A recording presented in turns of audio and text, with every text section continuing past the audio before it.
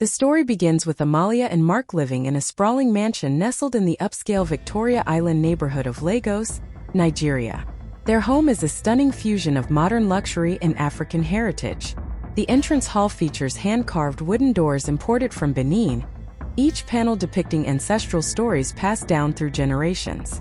Inside, vibrant Ankara fabrics drape over plush sofas, creating a kaleidoscope of colors that reflect their cultural pride. Ancestral masks hang on the walls, not as mere decorations but as symbols of protection and legacy, a nod to their shared Yoruba roots. Their lifestyle is envied by many. They attend high-profile events like the annual African Fashion Week, where Amalia dazzles in custom-made gowns crafted from bold African prints, while Mark mingles with influential figures in tailored Agbada suits. They host lavish parties during the Durbar Festival, inviting dignitaries, artists, and business elites to celebrate both tradition and modernity. These gatherings are filled with live Afrobeat music, flowing palm wine, and dishes like suya and pounded yam served under twinkling fairy lights. Yet beneath this glittering facade lies emotional distance. Amalia feels that Mark has been growing distant, though she tries to convince herself it's just his demanding work schedule. He often travels for weeks at a time, leaving her alone in their opulent home. She misses the warmth and intimacy they once shared, but she tells herself that sacrifices must be made for success. One evening, during a traditional naming ceremony for a close friend's newborn child, Amalia notices how detached Mark seems.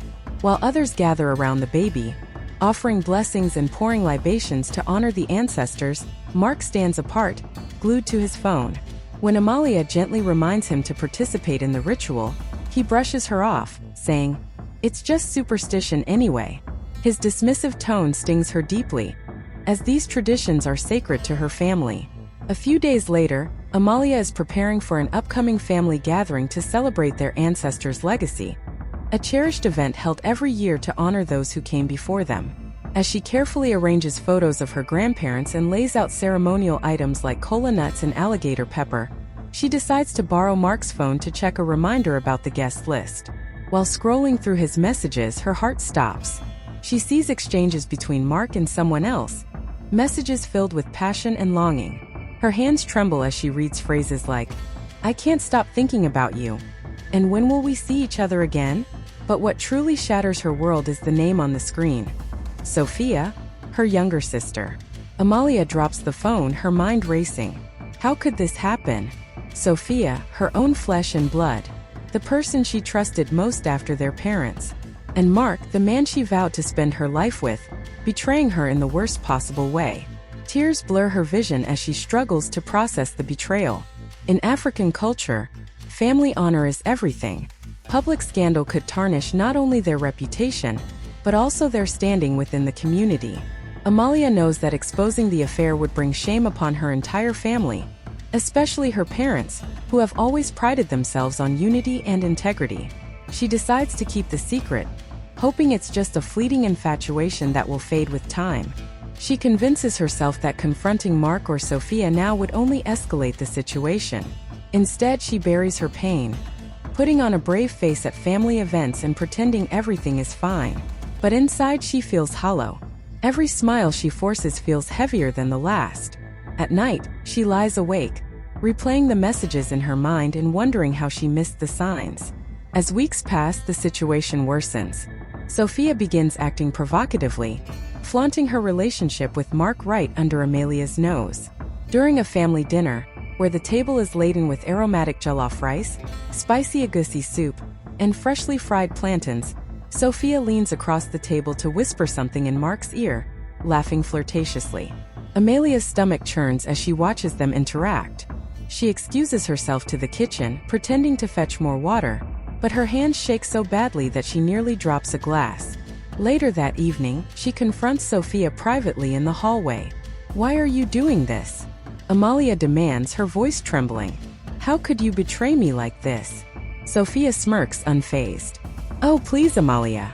You always get everything you want, the perfect husband, the perfect life. Why can't I have something too? Besides, maybe if you paid more attention to him, he wouldn't look elsewhere." Her words cut deep, but Amalia refuses to let her see how much they hurt. She walks away, vowing to maintain her composure, for the sake of her family's dignity. To make matters worse, Mark begins using their cultural traditions against Amalia.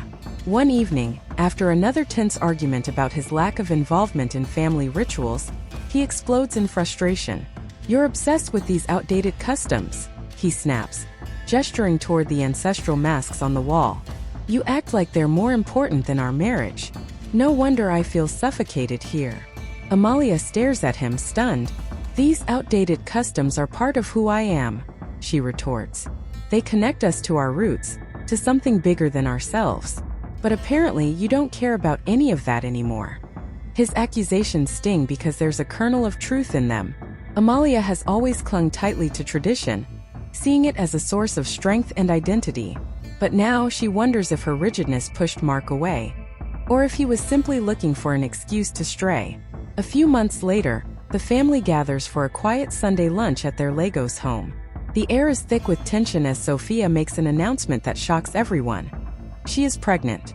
Her voice trembles slightly, but there's a defiant glint in her eyes as she declares that the child belongs to her ex-boyfriend, a man she claims she dated briefly before Amalia and Mark's wedding. Amalia feels her heart sink. She knows the truth. She has seen the messages between Mark and Sophia, and the timeline aligns perfectly. This betrayal cuts deeper than anything else because in African culture, pregnancy outside marriage carries a heavy stigma unless handled discreetly. It reflects not only on the individual but also on the entire family. For a family like Amalia's, known for its integrity and adherence to tradition, this news threatens their standing in the community. Amalia faces a painful choice: expose the truth about Mark and Sophia's affair or protect her family's dignity by staying silent. She spends sleepless nights weighing her options. If she speaks out, the scandal will tear their family apart, bringing shame upon their ancestors' legacy. But if she remains silent, she risks enabling further deceit and suffering. Ultimately, Amalia chooses silence for now. She decides to confide in her parents privately, hoping they can guide her through this crisis. One evening, after everyone else has gone to bed, Amalia sits down with her parents in their study, a room adorned with ancestral artifacts and framed photographs of past generations. Her father, Chief Okafor, is a respected elder in the community, known for his wisdom and fairness. Her mother, Mama Ngozi, listens intently, her hands clasped tightly in her lap. Amalia takes a deep breath and reveals everything: Mark's infidelity, Sophia's betrayal, and the fact that the unborn child is likely Mark's. Tears stream down her face as she struggles to find the words. "I don't know what to do," she admits. "If I speak up, it will destroy us all. But if I stay silent, I feel like I'm letting them win." Chief Okafor leans back in his chair, stroking his chin thoughtfully. After a long pause, he speaks in a calm but firm voice. "Family honor must come first," he says. "We cannot allow this matter to become public knowledge. We will handle it discreetly within the family. No one else needs to know the truth." Mama Ngozi nods in agreement, though her eyes glisten with unshed tears. "This is a test of our strength," she tells Amalia. "You are stronger than this pain. Trust in your roots, they will carry you through." Despite their efforts to contain the situation, word begins to spread. In African communities, secrets rarely stay hidden for long. Whispers ripple through the local market, where traders exchange gossip over baskets of fresh produce. Friends and acquaintances speculate about Sophia's pregnancy and Mark's sudden absence from social events. The family's reputation begins to suffer. People start avoiding invitations to their gatherings, fearing association with scandal. Even longtime allies distance themselves, unsure how to navigate the fallout. The once respected Okafor name becomes tarnished, and Amalia feels the weight of this burden every time she steps outside. After the divorce, Mark quickly realizes how dependent he was on Amalia's family's resources. Much of his wealth was tied to their cocoa plantations and business networks. Without their support, his companies begin to crumble. Suppliers demand immediate payment for overdue invoices, clients cancel contracts, and investors pull out, citing concerns about his reliability. In African society, respect and trust are crucial for success. As news of his betrayal spreads, Mark becomes ostracized. At social gatherings, people avoid him, pretending not to see him as he approaches. Elders openly criticize him for dishonoring Amalia's family, and abandoning his responsibilities as a husband. Desperate to salvage his reputation, Mark tries to reconnect with his own Nigerian roots. He attends a village meeting in his hometown, hoping to gain forgiveness and rebuild his image. However, the elders reject him, accusing him of betraying not just his wife but also the values of their community. "You have brought shame upon yourself," one elder declares. "Until you make amends, you are no longer welcome here." Without financial backing or social support, Mark's life spirals downward.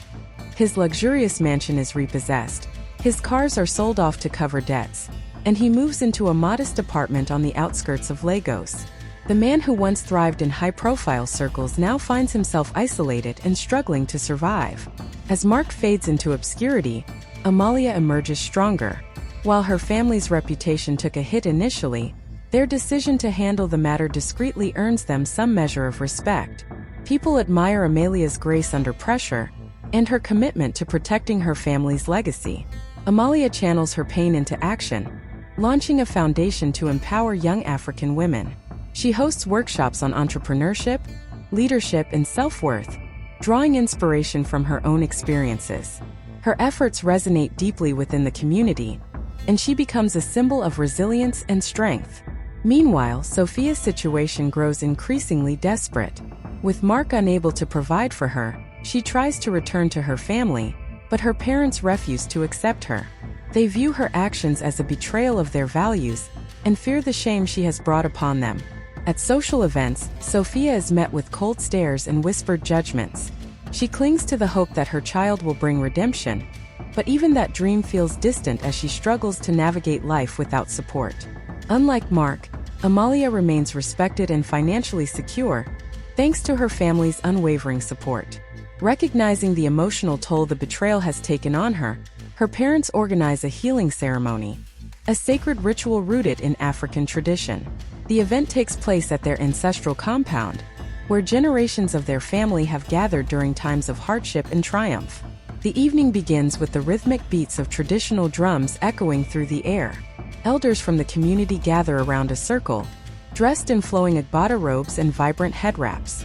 A local spiritual leader, a wise woman known as Mama Ajoa, leads the prayers, calling upon the ancestors for guidance, strength, and renewal.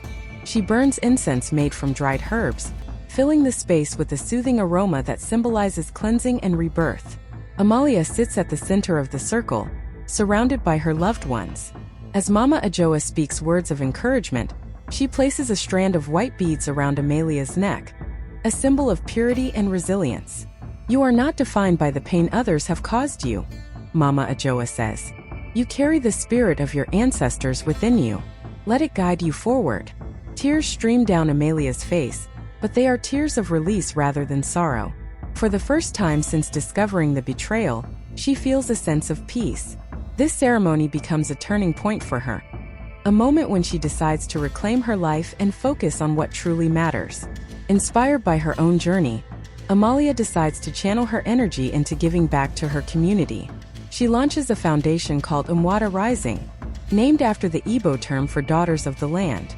The foundation aims to empower young African women, teaching them entrepreneurship, leadership skills, and self-worth. Every Saturday morning, groups of young women gather at the foundation's headquarters, a beautifully restored building adorned with murals depicting African queens and warriors. Workshops cover topics ranging from financial literacy to creative arts, helping participants unlock their potential. Amalia personally mentors several girls, sharing stories of her struggles and triumphs to inspire them. Her efforts earn widespread admiration. Local newspapers feature her work, praising her as a role model who embodies both strength and compassion. At events like the African Women's Leadership Summit, she delivers powerful speeches about overcoming adversity and staying true to one's roots. Her message resonates deeply, especially among young women navigating the challenges of balancing tradition with modernity. Through her foundation, Amalia finds purpose and fulfillment. She realizes that while she cannot change the past, she can shape the future, for herself and for others. Meanwhile, Sophia finds herself trapped in a nightmare of her own making. Mark, having lost everything, can no longer provide for her. Their luxurious lifestyle is now a distant memory, replaced by cramped living conditions and constant arguments over money. Desperate to return to her family, Sophia shows up unannounced at her parents' doorstep, clutching her swollen belly. But her father refuses to open the door. "You brought shame upon this house," he says sternly through the closed gate. "Until you make amends, you are no longer welcome here." Rejected by her family, Sophia tries to reclaim her status in society. She attends a high-profile gala wearing a bold Ankara gown, hoping to dazzle the crowd with her confidence. However, instead of admiration, she is met with cold stares and whispered judgments. People avoid her, pretending not to see her as she walks past. One guest mutters loud enough for her to hear. Some people never learn. Humiliated, Sophia retreats into isolation. Her dreams of wealth and glamour crumble along with her relationships. Even her pregnancy fails to bring her the redemption she hoped for. Instead, it serves as a constant reminder of her mistakes. The story concludes with Amalia meeting a new man, a calm and caring artist from Kenya named Kwame. Unlike Mark, Kwame values authenticity and connection. He shares Amalia's love for African culture and heritage, often sketching portraits inspired by traditional motifs or painting landscapes of iconic historical sites. Together, they embark on a journey of discovery, visiting places like the Great Zimbabwe Ruins, the ancient city of Timbuktu, and the rock-hewn churches of Lalibela. They immerse themselves in cultural festivals, dancing to the beat of gem drums and savoring local delicacies. Each experience strengthens their bond and deepens their appreciation for their shared roots. Kwame encourages Amalia to continue her work with the foundation, supporting her vision of empowering the next generation. In return, Amalia admires his creativity and passion for storytelling through art. Together, they create a life filled with meaning, love, and mutual respect, a stark contrast to the chaos and betrayal she endured before. On the other hand, Mark and Sophia's lives spiral further into despair. Living in poverty, they constantly argue about finances, blame each other for their misfortunes, and struggle to maintain any semblance of stability. Their child, an innocent bystander caught in the crossfire, becomes an unwitting witness to their conflicts. As the years pass, the child grows up in an environment marked by tension and neglect. Despite occasional moments of tenderness between Mark and Sophia, their relationship remains strained, poisoned by resentment and regret. Their story serves as a cautionary tale about the destructive power of betrayal and selfishness.